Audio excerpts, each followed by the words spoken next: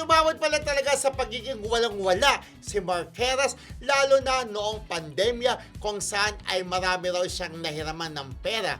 In fact, umabot pa nga raw ito sa puntong maging si Alden Richards ay nilapitan na niya na hindi naman raw siya binigo dahil napakabait raw nito. Oo. Talbog. Sabi nga niya, napakabait ni Tisoy. Hindi siya Oo. nagdalawang salita at Correct. pinahiram siya.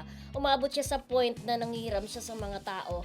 At sa point na yung mga online lending, yun, Yes. umabot siya sa gano'n. Mabuti Ay, lang, grabe. mabuti lang hindi umabot sa punto mga friendship na, di ba yung mga online lending, kapag hindi ka nakabayad, sisira ka, ilalagay ka sa page, eto hindi ito nagbabayad, mga ganun, wala pa tong pera, ba't ganun, hindi naman dapat umabot Siguro sa konti smart. lang yung At nakakabayad saka- naman siya siguro. At saka hindi umabot na kumapit siya sa patalim, Oo, no? Yung iba kapit. kasi kumakapit sa patalim. Pero Diyos si ko. Marqueras, naiwasan niya yung ganon. Actually, meron Pero tayong, nagpunta siya sa di ba? Oh. Yung sa gay bar, nag-perform. oo, Pero nagsayaw lang Oo. naman Nagsayaw siya, parang siya. production Oo. number walang lang chorbanes, naman. di ba? Correct. Pero ang laki balita natin, malaki ang kinita niya. Parang di umano naka 400,000 si Mark. Sa di umano, Ay, boy. sabi, di ba? Almost half syempre, million. marami nagtitable-table sa kanya, tapos kada table-table, gibsong-gibsong ang yung mga bading jersey, at saka yung mga matronics. Pero hanggang doon lang, walang anits-nits, di ba? Oo, pero alam niyo mga friendship parang nakaka-proud or kumbaga nakakabilib si Mark dahil hindi siya nahihiya doon sa mga pinapasukan niya para kumita ng pera. Yes. Pero at the same time, hindi ko rin maiwasan maging malungkot dahil yung mga kasabayan niya, ang ganda ng Career. buhay, ang ganda ng career. Kasi syempre, alam naman natin, di ba, there was a time na kahit papaano, nagpabaya din siya sa kanyang karera. Alam mo yung isa sa kasabay niya, si Oo. Rainier Castillo.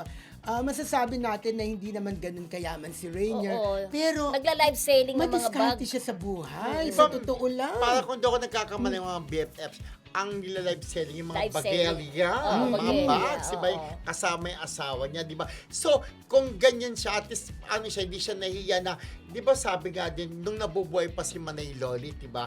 Na may utang din daw sa kanya, si Mark dati, Ng di ba? 30,000. 30,000 daw. So, ibig sabihin, baka may katotohanan. Pero, siguro, inamin naman ni Mark yan, dahil nga, yung time na gipit. Pero tama ka, BFF, walang nabalita na dahil sa kagipitan niya, kapit kabay, Oo, o walang hindi hindi siya siya gumano. kumapit sa patalim. Di ba? May kasabihan nga dati, kapag gipit sa patalim, kumakapit. Parang hindi ganon. Parang binago mo. Oh, kapag gipit sa patalim, kumakapit. Oo, tama. Tama ako! Meron din ganon. Ano? Kapag gipit Sa sa... anis kumakapit.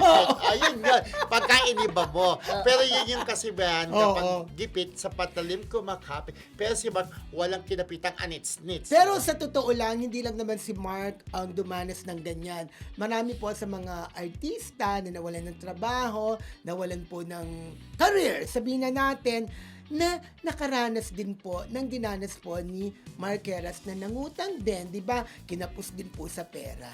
Diyos ko, Oh. di ba kahit naman sino kapag walang work, actually si Mark kasi kaya niya nagawa niya mangutang dahil meron na siyang pamilya. Iba pa rin kasi kapag may pamilya ka na nagagastos. Pero ngayon kung doon ako nagkakamali, hindi nga ako nagkakamali mga friendship. Kasi si Mark po ay meron ng business yung karne. Karnehan. Diba? Karnehan. Nagbebenta po siya ng karne. At least meron siyang business na sana nga maging successful. Para siya si Mami Bongga-bongga. Marley. O, Mami Marley, babuyan, may babuyan, ayan dan. Pero Okay. naka